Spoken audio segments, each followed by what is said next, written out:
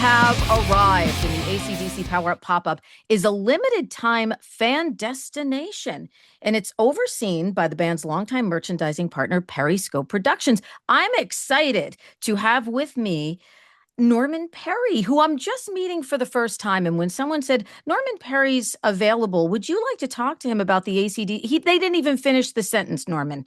I was like, yes, yes, and yes, because I think everything for concert goers now is about the fan experience. So thank you so much for taking some time today to join me.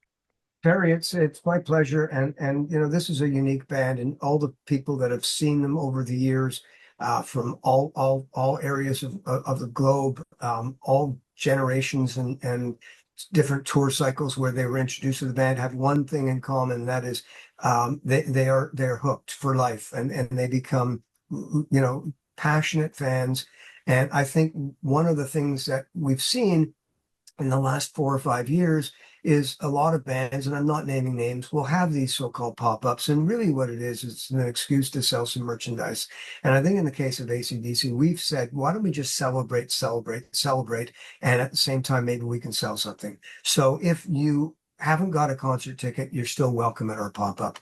If you want to drop by for 15 minutes, great, but you can stay for 2.5, 3 hours. You can come 2 days in a row. You can have a look at some Angus Young stage costumes that he's worn over his career. You can get your picture with your friends in front of a giant AC/DC neon logo, or in front of a whole bunch of other backdrops of different eras of the band. You can look at an authentic canon that's been used for the Highway to Hell encore. You can look at a replica of the Hell's Bell. You can sit down and have a drink with your friends. You can have a snack with your friends. And if you want, you can also find some very unique merchandise, stuff that will not be on sale at the stadiums, stuff that's heavily curated and designed for first-time fans or for long-time fans. So we're very, really happy. But if you look at the ultimate fan fest, you see it in country music a lot. We obviously grew up with the ultimate fan fest with the Grateful Dead and a lot of the jam bands. And this is our version of that tailgate experience, that way to sit down with people you might have met over the internet, finally get to see them face to face, find out how many times they saw the band, when they first saw them, when they last saw them, did they ever see so and so, miss a note, et cetera, et cetera. It's just a way to really prep yourself for what is 2.5 hours of the greatest rock and roll you'll get on stage in 2026. Yeah. And you know what? When I see an AC/DC shirt, and this is what it's about, you immediately connect and you immediately say, like, that person, oh, that person's one of my people. There's a sense of community that comes with being a music fan, and especially comes with being an AC/DC fan. So, as I said, I did not dress up for you like this. AC/DC is the band that I probably have the most merch of, for lack of a better phrase, whether it's my jackets or my shirts or my, there's always something nearby. There's passes from shows that I've been to. There's always something, happening with me. My dog, whole lot of Rosie, a very big part of my life. So you feel that when you see, that person. When I would see artists enter my radio studio, AC/DC shirts. There's just something very special about the band. I had Taylor Momsen on with me last week, the Pretty Reckless opening the tour, of course. And she said to me, there's no other band that we would stop the recording of our record for to jump on the road with. They are guttural. They are inventors. They are simply, and she didn't know what to say. And she said, it's just amazing to be there every night. So there's that special magic that we feel as fans. She's an extraordinary lead singer, and she's definitely there at the request of the band, and at the joy of the audience, because the audience sometimes thinks of the opening act as an indifference, and I think the opposite with the Pretty Reckless. They do a wonderful job, but they are, or she is, accurate in what she's saying, and the word I use is authentic. It's another word that starts with A, and they really are the real deal. And every tour is slightly different, yet at the same time, every tour is almost the same. And what I mean by that is they weren't quick to jump on a skinny tie era, and they didn't go disco, and they didn't go pop and they didn't go faux country. They became AC/DC looking at the roots of rock and roll, people like Chuck Berry, a lot of early idols, maybe like the Stones. And once they honed it in, they never really veered too far from it, and they're proud of that.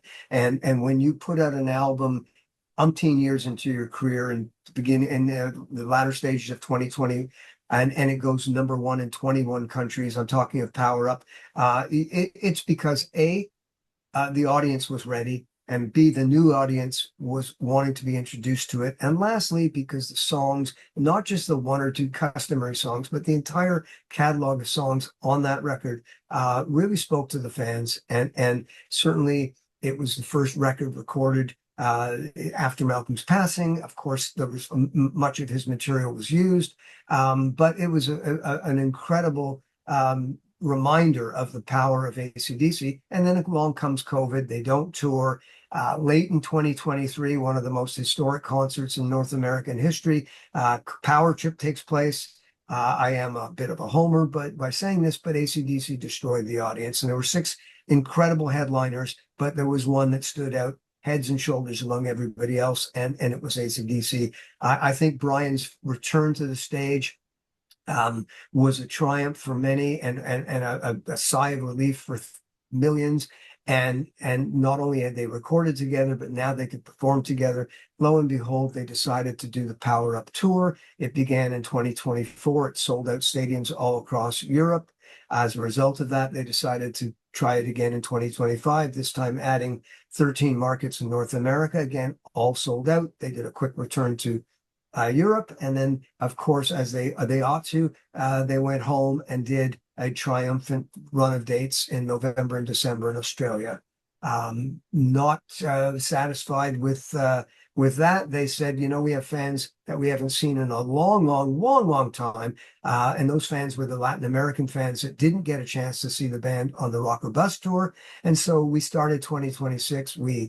I say we, but I really mean they started 2026 with an incredible run of 11 sold out stadiums in Latin America. And finally, they're finishing up the entire Power Up tour here in North America. Began a few weeks ago in Charlotte and has 5 Canadian dates imminent and about 6 or 7 more American dates. It finishes on the East Coast in Philadelphia after playing New York, but we have shows coming up in Houston and St. Louis and very storied venue in Notre Dame, and Yeah. just a great run of shows for a great band. And I'm very privileged to have been working with them on their merchandising side for years. And one of the things that started at Power Trip and has continued has been this get together for the fans, something more than just a place to sell some merch, but a place to celebrate the band, a place where you can spend 2, 3, 4 hours at a time hanging out with like-minded people or brand new friends and get ready for the ultimate concert, which is what we're all there for. The live experience cannot be replicated on video, in my opinion. It can't be completely replicated on a record, as powerful as a record is. But if you look at some of the greatest live albums ever, right, it's because they're very much capturing the live experience. And you can look to Cheap Trick, and you can look to the Stones, and you certainly look to the Allmans, but you can also look to AC/DC. At some of their best recorded material is live, but ultimately the ultimate experience is still the live show. And so I hope that anybody listening to you and celebrating rock and roll in this 2026 will include AC/DC on their calendar, because who knows when they'll be back, if they'll be back. Well, that's what I keep saying. I keep saying, I don't think we're going to get them again. It would be wonderful if we did. It makes us feel alive. There's something about feeling alive when we see live music, and it cannot be replicated. It just can't. You're on a buzz, you're on a high, not just at that moment, but the moments before the show starts and the days after the show ends. It's just an incredible experience. Now, Norman, how long have you been involved with AC/DC and involved with the merchandising for the band? Because I think having someone like you makes it all that much more impactful and special.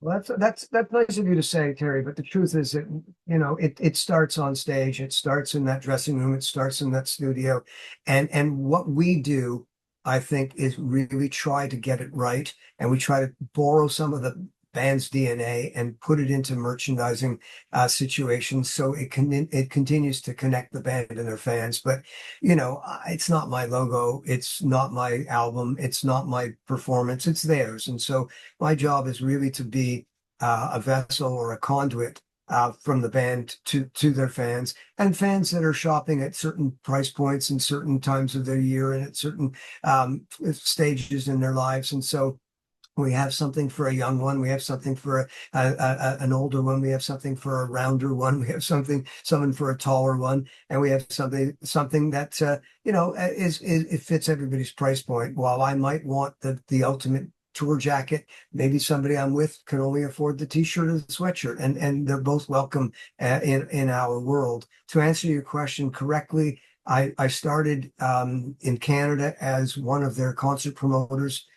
Very, very privileged to have worked with them in Eastern Canada, but even more privileged to have been the host of their first ever Back in Black shows in July of 1980 when Brian first appeared in North America on stage. The same tour that not only debuted one of the more iconic and incredible sets of songs, but it also introduced the audience to the actual Hell's Bell. And so it was a pretty momentous tour. And one way or the other, either as a promoter, as a merchandiser, I've been involved with the band ever since, taking direction from them on all things. So so I guess the answer would be over 40 years. Wow. And seeing over 40 years and seeing generation after generation after generation of fans, that's what makes it so special. When you go to an AC/DC show and you see a young kid with the Angus horns on and sitting on dad's shoulders, like it's just amazing. And it's multi generations now. It's not just two generations, it's two, three, and four generations of these fans, of a band whose music has just made such an impact on the Well, world. again, I can't tell you what happens at other shows that I'm not at, but I can say that the vast majority of the people come dressed like you are today. They come in their favorite AC/DC and they go home with some fresh stuff. But the extraordinary part is, well, you're absolutely right about the guy on his dad's shoulders and the teenagers and the number of people that are there that are multi-generational. The thing that fascinates me is how many people still, even when they're in their 40s and 50s, believe it or not, are seeing the band for the first time ever. Because it is kind of one of those things, they say, have you had a Krispy Kreme when it was, Krispy Kreme was all everything, but it hasn't gone out of favor. No matter what musical styles are out there, it doesn't matter where we play. There's always an actor, an athlete, or another musician having to see them. And there's thousands and thousands in the audience that are seeing them for the first time. So that added energy, that added fascination, on top of people seeing them for the umpteenth time, makes for an incredible party, as Brian says every night. They're there to have a party. They're a rock band first and foremost, and they're there to have a party, and they deliver. And that's, I think, what makes my job so much better, because obviously I'm involved with the sale of merchandise before the show and at the show, but also all year round, all around the planet where the band aren't necessarily touring. So it always makes me happy when somebody's downloading new music or buying merchandise. It could be in India, it could be in Africa, it's certainly in Southeast Asia, and here in North America. We won't go to every market. So many people do travel in, they fly in, they drive in, they take home souvenirs. But if all they do is take home a memory of a great show, that's great as well. Because ultimately, they're not there just to buy. They're there to absorb AC/DC and to get the full AC/DC experience. What we're allowing them to do is just prep for it in a very, very I think authentic fashion. If you want to see, by the way, what happens at the Power Up pop-ups, you can hit poweruptour.acdc.com. That's PWRUPTOUR www.acdc.com. It's really incredible to see how you as a fan can get completely involved. And I love the point that you brought up, because I think when I see people that have been to shows or that are going to shows, there are a lot of first timers, and people use the word bucket list. Went to ACDC, bucket list show. Just saw them in Wisconsin, bucket list show. Going to MetLife Stadium, bucket list show. MetLife is going to be my stop on the tour on September 25th. I can't wait. I want to scroll, by the way, beneath us, and I'm going to do that right now, where you can see the Power Up pop-up experiences on a tour date near you. So just check the bottom and you can see some scrolling there, and we'll let you know exactly where to go. For me, it is Hard Rock in New York City. So looking so incredibly forward to coming out and checking out this amazing, incredible experience. So before I let you go, talk about some of the other props that people can see. You mentioned also getting a snack, getting a drink. Everything is going to be kind of AC/DC themed for people that are getting snacks and drinks and that kind of stuff. That's right. We just want to keep keep the mood. Like I said, it's a party. It's a prep to an incredible engagement. But you might want to get your picture taken in front of one of the for those about to rock cannons. You might. Yes, yes, yes. I was looking at those and I'm like, all right, photo here, photo here, photo here. The way that you guys set this up for the fans is just incredible. And that's why I wanted to give the website information, because I want people to go and check it out, because you're going to be blown away. You're going to click in and you're going to be like, wow, I've got to hit this before I hit the show. Yeah, it's incredible what you guys have helped create there. Thank you. But again, it comes at the direction and the suggestions that start, at the band level and then filter through the management level and get to our side of the equation. You don't get Angus's stage worn costume without Angus and his team saying, "Here, why don't you make this available? We'll stick it on a mannequin. We'll put the right hat on it. We'll make sure that it's authentic." You don't get that canon without being able to get into the warehouse and the archive and at the direction and the suggestion of the band. So it makes our jobs that much easier when somebody says, "Hey, what about recreating the bell?" Or why don't you take one of Angus's guitars or replica of one of his guitars and let people get their pictures taken playing that guitar. And if they enter this contest, they may be one of they may be the winner of that guitar. And Yeah, there are things to win. Yes, yeah, yes. you might get Angus we'll get Angus to sign that at the end of the tour. Wow. He's signing it in Everybody, Philadelphia for the winner, by the way, that is in correct. case you just want to know, well, where's he going to sign it? He's signing it last date of the tour in Right. Philadelphia, and then you get the guitar. How cool is that? So I am very impressed with what we learn from the fans all the time, though. And they come, they have time to share with you their stories.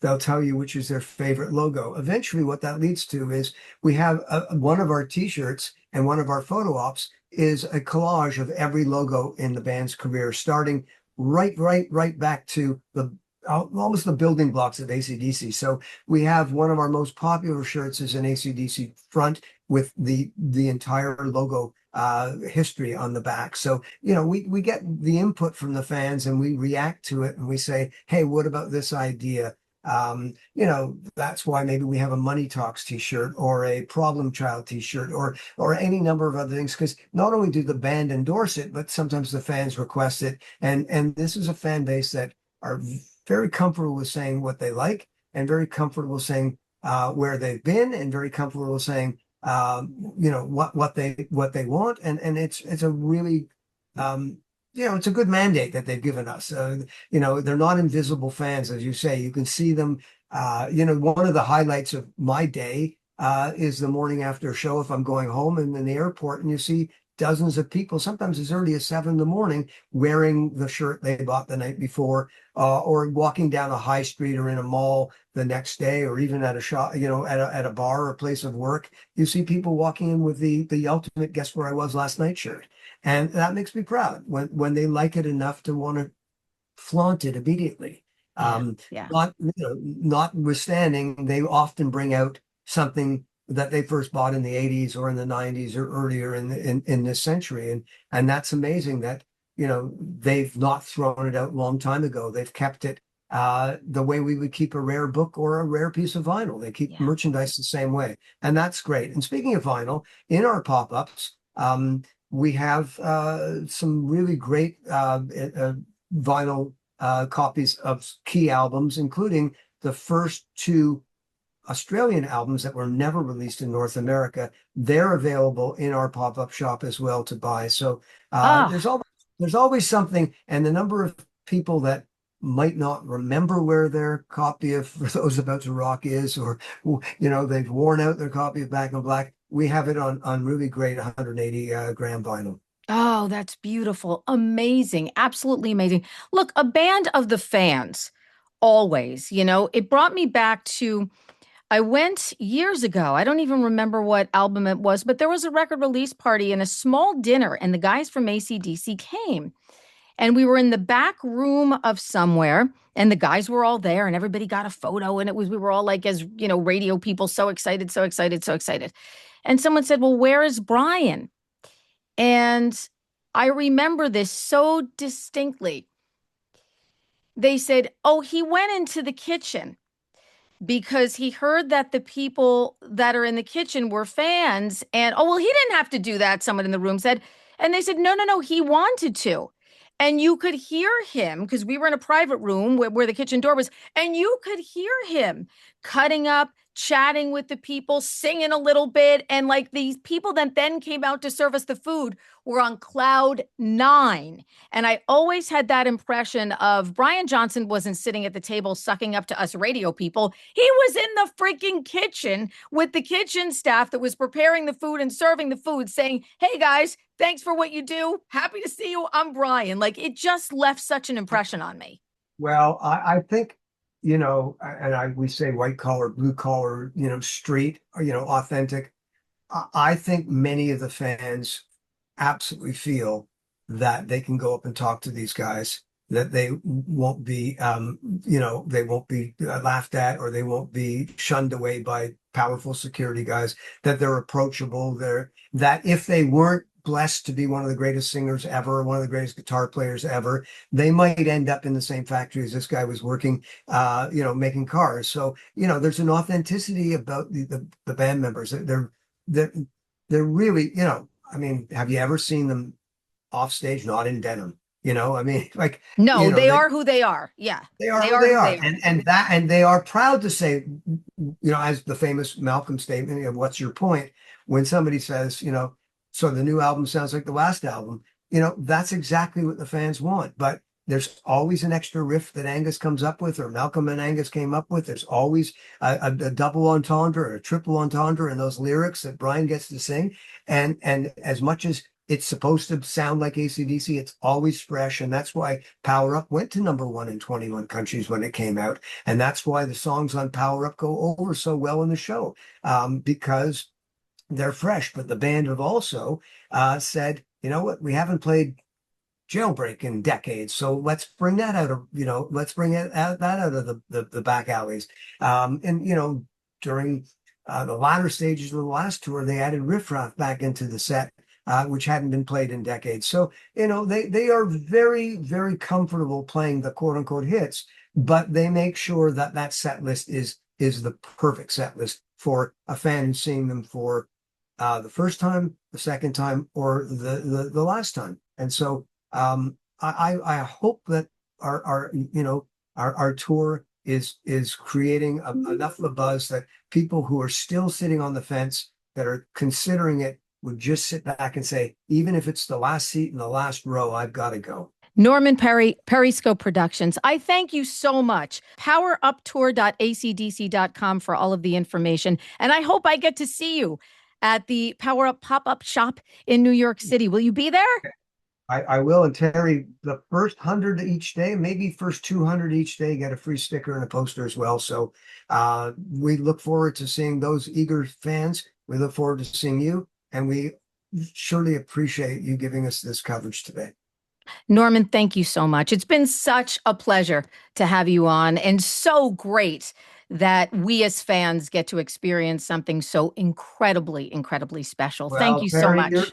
you're the real deal, and you know that rock and roll ain't noise pollution.